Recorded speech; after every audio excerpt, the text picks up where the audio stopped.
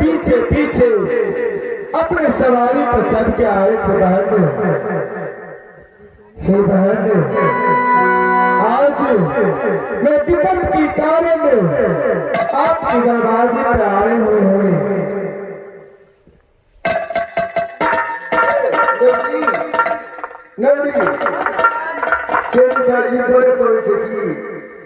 तोरा बिया में 101 भाग दिया भने यार के साथ दिया हाथी पर सवारी जब कहने से तब लोग कह रहा है यानी बोला कि हमरा लोग बदल दे तबे लोगी ओरा लोग बदल दे वो तो समझी रही थी करिया लोग में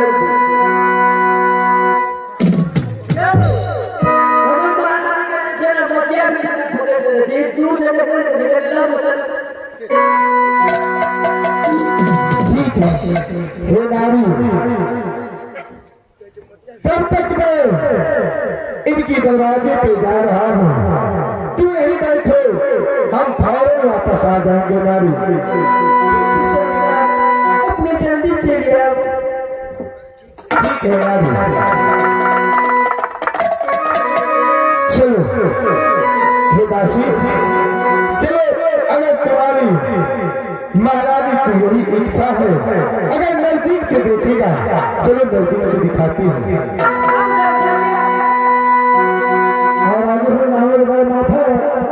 सरपंच के पंच विनोद यादव जी, सरपंच के पंच विनोद यादव जी की तरफ से इस सारा घूस पर खुश होकर के एक स्पष्ट घोषणा दी है। हमारे कंपनी को से बहुत बहुत धन्यवाद।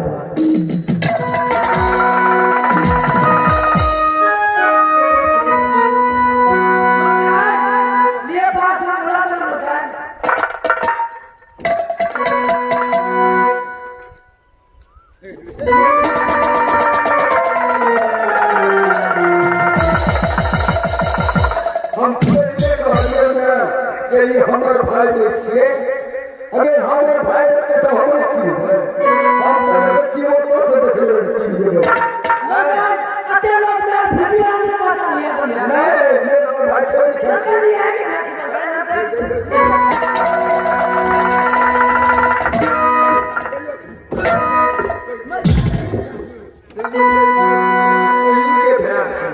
हमरे हम करके मैं चली तो देखी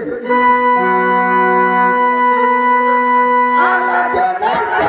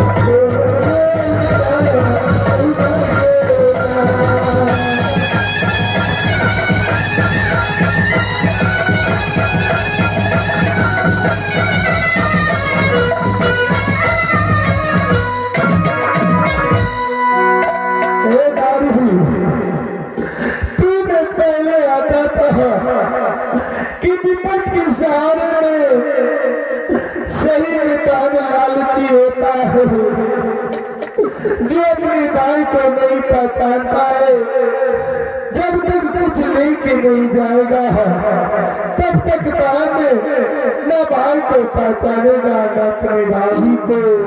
गुरुदेव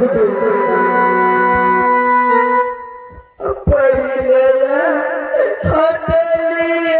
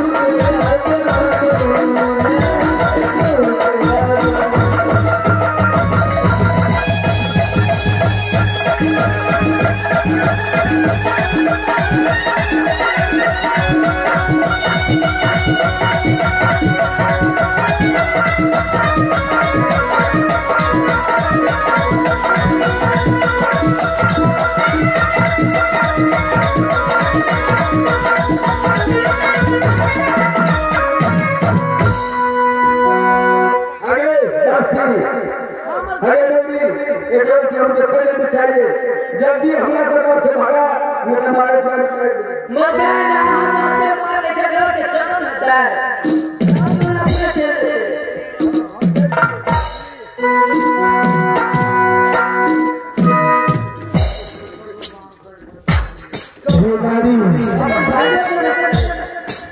आज मैंने पहचान लिया कि संपत्ति की बहन होती है या मगर संपत्ति की बहन नहीं।